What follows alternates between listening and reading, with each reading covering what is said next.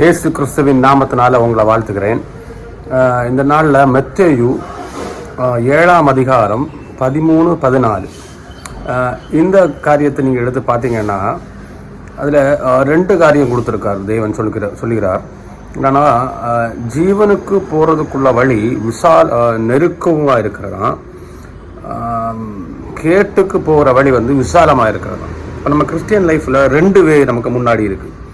ஒன்று ஒரு easy way, இனி ஒன்று என்னன்னா ஒரு நெருக்கமான வழி. அது கிறிஸ்டியன் லைஃப்னு சொல்கிறத விட மனுஷனுக்கு முன்னாடி 2 வழி இருக்குது. ஒன்று ஈஸியாக போகிற வழி, ஒன்று நெருக்கமாக போகிற வழி. அதில் இப்போ நம்ம ஹைவேயும் டவுனுக்குள்ளே போகிற ரோடு உங்களுக்கு தெரியும்ல, பைபாஸும் ஹைவே. அதில் எல்லோரும் பைபாஸும் யூஸ் பண்ணுறாங்க. ஏன்னா நம்ம ஈஸியாக போய் ஒரு டெஸ்டினேஷனுக்கு போய் சேரோம். ஹைவேல ஏறினீங்க, நான் டிராஃபிக் இருக்கும், அதில் ஒன் வேஸ் இருக்கும், இன்னும் சில இடத்துல ஸ்டாப் பண்ண வேண்டி இருக்கும். இந்த மாதிரி இடத்துல எல்லாம் நம்ம என்ன பண்ண மாட்டோம், விரும்ப மாட்டோம். ஏன்னா நமக்கு டெஸ்டினேஷனில் போய் சேர்றதுக்கு டைம் ஆகும். ஹைவே வெரி ஈஸியாக போகும். அது நம்ம தேர்ந்தெடுக்கிறது, மனுஷனுக்கு பார்வைக்கு எப்போவுமே நம்ம தேர்ந்தெடுக்கிறது என்னன்னா ஈஸியாக போகிற வழியை தான் நம்ம தேர்ந்தெடுப்போம். அது தப்புன்னு கேட்டால் தப்பு கிடையாது. ஆனால் பைபிள் பார்வையில் பைபிள் என்ன சொல்லுதுன்னா, மனுஷனுக்கு பார்வைக்கு ஈஸியாக இருக்கிற வழி அது எங்கே போய் நம்மளை விடும்னா நரகத்துக்கு ஏதுவானதாக நம்மளை கொண்டு போய் விடும். இந்த நாட்களில் நீங்கள் கிறிஸ்டியன் லைஃப்பை ஈஸியாக எடுத்து அதோட லைஃப்பை எல்லாரும் எந்த ரூட்டில் பிரயாணம் பண்ணுறாங்களோ அதே ட்ராக்கை நம்ம ஃபாலோ பண்ணிகிட்டு இருந்தால் நம்மளும் எங்கே போய் விழுந்துருவோம், நரகத்துக்கு ஏதுவானதை போய் விழுந்துருவோம். பரலோகத்துக்கு போகிற வழின்னு சொல்கிறது அவர் வாயிலால் சொல்ல வார்த்தை கஷ்டமான வழி, இடுக்கமான வழி. அதில் என்னென்னா ஸ்லோவாக தான் போக முடியும். இன்னும் கொஞ்சம் கூட நான் ஆழமாக சொல்கிறேன். பரலோகத்துக்கு போகிற வழி நேரோ ஸ்பேஸ்ன்னு சொல்கிற நேரம் ஒன் வே டிராஃபிக். நம்ம நேரே போகிறதா இருந்துச்சுன்னா அப்படி தான் போய் சேர முடியும். விசாலமான வழியில் அப்படி கிடையாது. ஃப்ரீ ஆஃப் ரூட், எப்படி வேணாலும் போகலாம். அதுக்கு நிறைய லேன் இருக்குன்னு சொல்லலாம். ஒரு 4 லேன்ஸ் 6 லேன்ஸ் ரோடு பார்த்தீங்கன்னா நம்ம ஓவர்டேக் பண்ணுறதா இருந்தாலும் 4 வண்டி அட் அ டைமில் போகும். நேரோ ஸ்பேஸில் எப்போவுமே ஒரு வண்டி தான் போகும். அதான் இடுக்கமான வழி. அப்போ அதை தேர்ந்தெடுக்கிறது எடுக்கிறவங்க ரொம்ப கம்மியானவங்களாம். தேர்ந்தெடுக்கிறவங்க ரொம்ப கம்மியானவங்க. ஏன்னா அதில் போகிறது ரொம்ப ஸ்லோவாக தான் போக முடியும். நிறைய இடத்துல சின்ன சின்ன பிளாக்கேஜ் இருக்கும், ஸ்டாப் பண்ண வேண்டி வரும், தட்டுமுட்டு இருக்கும். ஆனால் அந்த வழி தான் நித்தியத்துக்கு போகிற வழின்னு அவர் சொல்கிறாரு.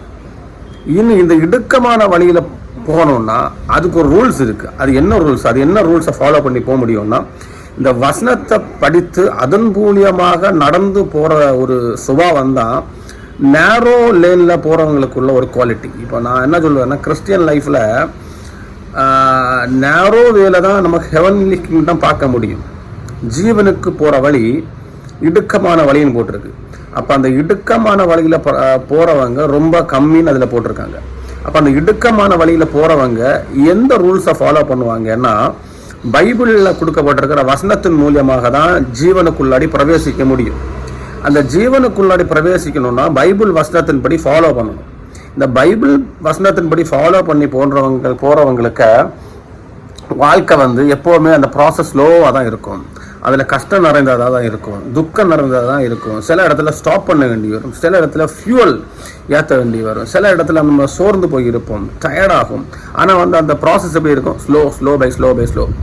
இதில் ரிட்டர்ன் ப்ராசஸ் கிடையாது. இது ஒன் வே டிராஃபிக். நேரே போகிறவங்க நேரே தான் போக முடியும். யூட்டர்ன் அடித்து ரிப்பீட்டாக அந்த ரோட்டில் நமக்கு திருப்பி வர முடியாது. ஏன்னா உங்களுக்கு ஒன் வே டிராஃபிக் தெரியும்ல, ஒரு சைடில் அந்த ரோட்டில் ஒரு வண்டி ஒரு டைரக்ஷனில் தான் போக முடியும். இதே போல் தான் கிறிஸ்டியன் லைஃப்பில் இடுக்கமான வழியில் ஒருத்தங்க என்ட்ரு ஆகிட்டாங்கன்னா அவங்களுக்கு ரிட்டர்ன் அடிக்க முடியாது. ரிட்டர்ன் அடிக்கிறதா இருந்துச்சுன்னா அதில் பிரச்சனை கண்டிப்பாக இருக்கும். ரிட்டர்ன் அடிக்கிறவங்களா இருந்துச்சுன்னா அதில் கண்டிப்பாக என்ன காம்ப்ளிகேட்டட் இருக்கும். வண்டியை நம்ம திருப்புற நேரம் தட்டுமுட்டுப்படும், வண்டி ஆக்சிடென்ட் ஆகும். இதனால நம்ம என்ன பண்ண முடியாது, ரிட்டர்ன் அடிக்க முடியாது. பாதி தூரம் போயிட்டு திருப்பி ஐயோ இது கஷ்டமாக இருக்குன்னு சொல்லி ரிட்டர்ன் அடிக்கிறதுக்குள்ள ஆப்ஷன் கிடையாது. தேவன் அந்த ஆப்ஷன் வச்சுட்டும் இல்லை.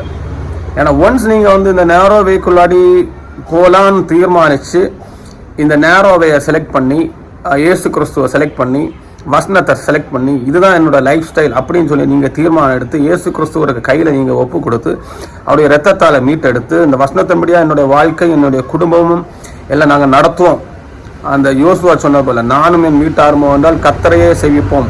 அந்த மாதிரி ஒரு தீர்மானத்தை எடுத்து நீங்கள் நடந்து போகிற நேரம் பிரச்சனைகள் வரும், கஷ்டங்கள் வரும். ஆனால் அதில் எல்லாத்துக்கும் ஒரு போக்கு வழி உண்டு. ஏன்னா அது ஒன்வே, ஆப்போசிட்லேருந்து யாரும் இங்கே வர மாட்டாங்க.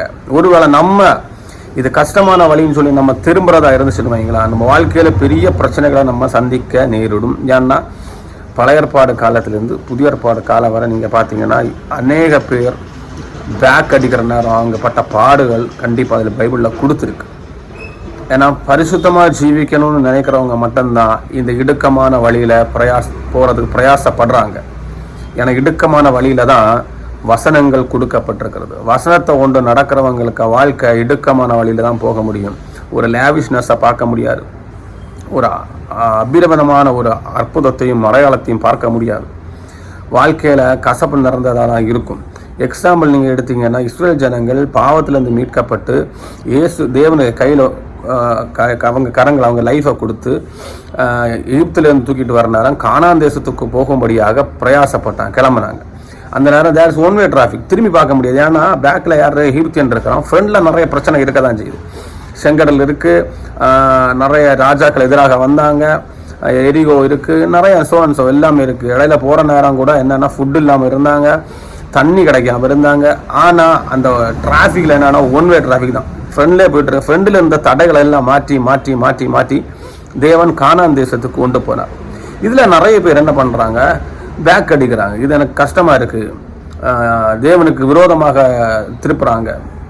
நாங்கள் அங்கேயே இருந்திருப்போம். அவங்க வாயினால் தேவனை தூஷிச்சாங்க, அநேக காரியங்கள் செய்த பொழுது அவங்க எல்லாம் என்ன பண்ணாங்க, அடிபட்டார்கள். இந்த காலகட்டத்தில் இதே ஸ்ட்ரைக்கிங்கில் தான் நம்மளும் போயிட்டுருக்கோம். நம்ம போயிட்டுருக்கிறோன்னா என்றைக்கும் ஒரு அலர்ட்டாக இருக்கணும். நான் ஃப்ரண்டில் கால் எடுத்து வச்சுட்டேன், நான் நீ திரும்பி பார்க்க முடியாது. திரும்பி பார்க்குறவங்க என்ன ஆகும்னா நம்ம லாக் ஆகிடுவோம். லாக் ஆகி நம்ம வாழ்க்கை திருப்பி என்னவாகும், அன்னை இஸ்ரேல் ஜனங்கள் நடந்த போல் நம்ம வாழ்க்கையும் நடக்க சூழ்நிலை உருவாகும். ஏன் அதில் நம்ம தப்பிச்சு நிற்கிறோம்னா, இந்த நாட்களில் தேவனுடைய கிருபை அதிகமாக இருக்குது. இயேசு கிறிஸ்து நமக்கு வேண்டி மரித்தனால மட்டும்தான் நம்ம எஸ்கேப் ஆகி நிற்கிறோம். அவர் நமக்கு வேண்டி பரிந்து பேசி கொண்டிருக்கிறார். ஒருவேளை நான் டோரிஷ் அப்பா அவன் திரும்பி போகிறான், அவனுக்கு தண்டனையெல்லாம் கொடுத்துடாதீங்க, நான் அவனை எப்படியாவது மேனேஜ் பண்ணி திருப்பி நான் அந்த ட்ராக்கில் கொண்டு வரேன், எனக்கு அவன் எப்படியாவது பரலோகத்துக்கு வரணும். இந்த நாட்களில் தேவன் செய்கிற ஒரே ஒரு ஸ்டெப் என்னன்னா, இந்த இடுக்கமான வழியில் போகணும்னு தீர்மானம் எடுத்து காலைத்து வாரங்களுக்கு கைகளை பிடித்து அந்த எண்டு வரை கொண்டு போகிறதுக்கு அவர் என்ன பண்ணுறாரு, உண்மையுள்ள தேவனாக இருக்கிறாரு, நம்பிக்கையுள்ள தேவனாக இருக்கிறார். ஏன்னா விசுவாசத்தை தொடங்கினவர் அவர், முடிக்கிறதுக்கு பாத்திரவானாக இருக்கிறாரு. நம்ம இந்த ட்ராக்கில் மட்டும் போகிறதுக்கு பிரயாசப்பட்டு தேவனுடைய கரங்களை விடாமல் அவருடைய கரங்களை பிடித்து நடந்து போகிறதுக்கு நம்ம பழகி கொள்ள வேண்டும். பழக்கத்தில் வர நேரம் நம்ம என்ன ரூல்ஸாக இருந்தாலும் சரி தான், புதிய கண்ட்ரிக்கு போகிறோம் அல்லட்ட புதிய ஒரு காரியத்துக்கு நம்ம தீர்மானம் எடுக்க நிறைய ரூல்ஸ் மாறணும், இல்லை நம்ம உலகத்தில் மாறும். அதில் நம்ம அடாப்ட் ஆகி வர்றதுக்கு கொஞ்சம் டைம் எடுக்கும். ஆனால் ஒன்ஸ் காலேஜ் கொஞ்சம் தூரம் போகிற நேரம் நமக்கு அதுக்கு ரூல்ஸ் எல்லாம் தெரியும். ஏன் இந்த ட்ராக்கில் போகிறவங்களோடது புரியும். அதுக்கப்புறம் நம்ம கண்டிப்பாக பேக் அடிக்க மாட்டோம். நம்ம வாழ்க்கையில் பிரச்சனையே இருக்காது. அது தேவன் இந்த நாட்களில் தெளிவாக பேசிகிட்டு இருக்கிறாரு. பர்சனலி எனக்கு லைஃப்பில் பேசினால தான் நான் இதை உங்கள்கிட்டையும் ஷேர் பண்ணிகிட்டு இருக்கிறேன். இனி இன்னொரு வாசல் இருக்குல்ல, இது ஒன்று, இன்னொரு வாசல் விசாலமான வாசல். அதில் யார் வேணாலும் எப்படி வேணாலும் போகலாம். ஆனால் அது ஒரு ஈஸி வே. அதில் ரூல்ஸும் கிடையாது, ஒன்றும் கிடையாது. உங்களுக்கு ஸ்பீட் லைனில் போகலாம், ஸ்லோ லைனில் போகலாம், யூ டர்ன் அடிக்கலாம், எங்கே வேணாலும் பிட் ஸ்டாப் போடலாம். ஃபியூல் எல்லா இடத்துலையும் ஃபியூல் நம்ம ஏற்றிக்கலாம், குறைச்சிக்கலாம். ஆனால் அந்த லைஃப் ரொம்ப ஜாலியான லைஃபாக இந்த உலகத்துக்கு ஏற்றதாக இருக்கும். நம்ம ஹை ஸ்பீட் வண்டியில் போகலாம். எக்ஸாம்பிள் நான் ஏன் இதை இந்த எக்ஸாம்பிளை வெஹிக்கிள் வச்சு சொல்கிறேன்னா, நம்மகிட்ட நல்ல ஒரு வெஹிக்கிள் இருக்குன்னு வைங்களா, நம்ம ஆக்சிலேட்டர் கொடுக்குற நேரமாக இருக்கட்டும், நம்ம என்ன நினைக்கிறோமோ அந்த வெஹிக்கிள் நம்ம செய்யும். அதுக்கு மெயின்டெனன்ஸ் மட்டும் பார்த்து போயிட்டே இருந்தால் போதும். ஆனால் நம்மகிட்ட இருக்கிற ஒரு நார்மல் வெஹிக்கிள்னால் நம்ம ஒரு ஸ்பீட் லிமிட்டில் தான் போகும், அது ரூல்ஸ் படி தான் போகும். ஒவ்வொரு த்ராட்டில் கொடுக்க முடியாது, பிரேக்கிங் பண்ண வேண்டிய இடத்துல பிரேக்கிங் பண்ணணும். இந்த விசாலமான வழின்னு சொல்லியிருந்தாங்கன்னா எனக்கு கம்ஃபர்டபுளாக இருக்கிற வழி தான் விசாலமான வழி. மனுஷன் விசாலமான வழியை தான் தேர்ந்தெடுப்பான். அப்படி ஒரு கம்ஃபர்ட் ஜோனில் நம்ம இங்கே போயிட்டுருக்குறோன்னா நம்ம யோசிக்கணும், நம்ம இடுக்கமான வழியில் போயிட்டு கொண்டு இருக்கவில்லை, ஒரு விசாலமான வழியிலாக்க நம்ம போயிட்டுருக்கிற நேரம் நம்ம ஆட்டோமேட்டிக்காக சொல்லலாம், எனக்கு லைஃப் ரொம்ப ஃப்ரீயாக இருக்குது, இல்லை ஒரு தடைகளும் இல்லை, ஒன்றும் இல்லை, எனக்கு ரொம்ப ஜாலியாக போயிட்டுருக்கு, நல்லா சம்பாதிக்கிறேன், நல்ல வேலையில் இருக்கிறேன், இன்னும் நிறைய காரியங்கள் செய்துட்டு இருக்கிறேன். நான் 4 பேர் மதிக்கிறேன். இதெல்லாம் இருக்குது. இன்னும் நம்ம யோசிக்கணும், நம்ம வந்து ட்ராக் கரெக்டாக போயிட்டு இருக்கிறோமா, விசாலமான வழியில் தான் இடுக்கமான வழியில் போயிட்டு இருக்கிறோமா, இல்லை விசாலமான வழியில் நம்ம யாத்திரை இருக்கா? உலக காரியமாக செய்கிற எல்லா காரியமும் விசாலமான வழி தான். இந்த உலகத்துக்கு ஒத்து ஓடுகிற எல்லா ஓட்டம் விசாலமான வழி தான். அது சபையாக இருக்கட்டும், ஆட்கராக இருக்கட்டும், நம்ம பர்சனல் லைஃபாக இருக்கட்டும், நம்ம குடும்பமாக இருக்கட்டும், நம்ம இருக்கிற தீர்மானமாக இருக்கட்டும், எல்லாத்திலும் ஃப்ரீ ஆஃப் காஸ்ட்டில் ஒரு லைஃப் போயிட்டு இருக்குன்னா நம்ம வந்து போகிற ட்ராக் கரெக்டானு பார்க்கணும். ஏன்னா இயேசு கிறிஸ்துவை ஃபாலோ பண்ணி வரவங்களுக்கு சிலுவை உண்டு, கஷ்டம்தான், ஸ்லோவாக தான் பண்ண முடியும், அவசரப்பட்டு ஒன்றும் எடுக்க முடியாது, நிந்தனைகள் உண்டு, பிரயாசங்கள் உண்டு, கவலைகள் உண்டு, எல்லாம் உண்டு. ஏன்னா இயேசு கிறிஸ்து A to Z அவர் சரீரத்தில் ஏற்றுக்கொண்டார். தேவனை சுமந்திருந்திருந்தவர், பரிசுத்த ஆவியானவருக்கு உள்ளாடி இருந்தாது. பரிசுத்த ஆவியானவர் உள்ளாடி சுமந்து கொண்டிருக்கிறவங்களுக்கு வாழ்க்கையில் எல்லாமே இருக்கு. இயேசு கிறிஸ்து அனுபவித்த எல்லா பாடுகளும் உண்டு. அப்போ இஸ்ரேல் ஜனங்கள் பழைய ஏற்பாட்டு காலத்தில் எகிப்திலேருந்து வெளியே வர்ற நேரம் தேவனை நோக்கி வந்து கொண்டிருந்தாங்க. தேவன் கூட தான் இருந்தார், எல்லாமே பேசிகிட்டு இருந்தார், அற்புதம் அடையாளம் செய்தார். ஆனால் வந்து அவங்களுக்கு பிரச்சனை தீரவே இல்லை. அப்போ நம்ம வாழ்க்கையில் அதனால் எல்லாருக்கும் லைஃப்லையும் பிரச்சனை இருக்கணும்னு நான் சொல்லலை. பிரச்சனைகள் இடையிட வருதுன்னா நம்ம தேவனை தேட தொடங்குறோம்னு அர்த்தம். ஏன்னா நம்மளும் தவறு பண்ணிக்கிறோம்ல. இஸ்ரேல் ஜனங்கள் தவறு பண்ண என்ன பண்ணுறாங்க, திருப்பி தேவன்கிட்ட வராங்க, தேவன் மன்னிக்கிறாரு, திருப்பி தவறு பண்ணாங்க, திருப்பியும் மன்னிக்கிறாரு. அப்போ இந்த நாட்களில் தேவன் நம்ம மனுஷன் கண்டிப்பாக நம்ம தவறுகள் செய்ய தான் செய்வோம். ஆனால் காலத்தின் அனுபவத்தில் நம்ம வசனத்தை அதிகம் படிக்க தேவனுக்கு அன்பு ருசிக்க நம்ம என்ன தவறுலேருந்து நம்ம வெளியே வந்துடுவோம். தேவன் நம்மளை மாற்றி எடுத்துருவார், ஒவ்வொரு தவறுகளாக மாற்றிட்டு இருப்பார். ஏன்னா ஒரு நாளையில் எல்லா கேரக்டரும் மாறாது. ஆனால் அப்படி ஒரு மாற்றம் நம்ம வாழ்க்கையில் ஏற்படாமல் நீங்கள் ஃப்ரீ ஆஃப் காஸ்ட்டில் போயிட்டு இருக்கீங்களா, நீங்கள் வந்து விசாலமான ஒரு வழியில் போயிட்டு இருக்கிறீங்க. அந்த வழி எங்கே போய் நம்ம விடுவோம்னா நரகத்துக்கு ஏதுவான ஒரு வழியாக இருக்குது. நம்ம ஒன்வே டிராஃபிக்கில் போகாமா, இல்லைன்னா ஒரு ஃப்ரீ ஹைவேல போயிட்டு இருக்காமா நம்ம யோசிக்கணும், பைபாஸில் போயிட்டு இருக்காமா நம்ம யோசிக்கணும். இது தேவன் இந்த வசனத்தின் மூலியமாக இந்த நாட்களில் உணர்த்தப்படுகிற ஒரு காரியம். கேட்டின் வழி விசாலமாக இருக்கணும், ஜீவனுக்கு போகிற வழி இடுக்கமான வழியாக இருக்கணும். நம்ம எடுக்கிற தீர்மானம் நம்ம தான் எடுக்கணும். எந்த வழியில் நம்ம பிரயாசப்படணும், எந்த வழியில் நம்ம போகணும். இடுக்கமான வழின்னு சொல்கிறது வசனத்தின் மூலியமாக நடத்தப்படுகிற ஒரு வழி, அந்த வழியில் வசனம் இருக்கும். விசாலமான வழின்னு சொல்கிறது அதில் வசனமே கிடையாது. உலகத்துக்குள்ள கண்டிஷன்ஸ், ரூல்ஸ் அண்ட் ரெகுலேஷன்ஸ் எல்லாம் தான் இருக்கும். பெருமை, அது இது, சம்பாத்தியம், வேலை, அது இது, குடும்பம், அந்த மாதிரி தான் போயிட்டுருக்கோம். ஆனால் வந்து இடுக்கமான வழியில் தேவன் தான் ஃப்ரெண்டில் போயிட்டுருப்பார். நம்ம அவரை பார்த்து தான் போக முடியும். அவர் எந்த இடத்துல நடத்துகிறாரோ அந்த இடத்துல நடத்தியாகணும். ஏன் நடத்துகிறாரு, எதுக்கு நடத்துகிறாருன்னு கேட்க முடியாது. இந்த இடத்துல ஸ்டாப் பண்ணிருக்கா, ஸ்டாப். இந்த இடத்துல நீ மூவ் பண்ணு, மூவ். அதை விட்டுட்டு யூட்டன் அடிக்கலான்னு பார்த்தீங்கன்னா பிரச்சனை வரும். ஆனால் அந்த யூட்டன் அடிக்க தேவன் விட மாட்டார்.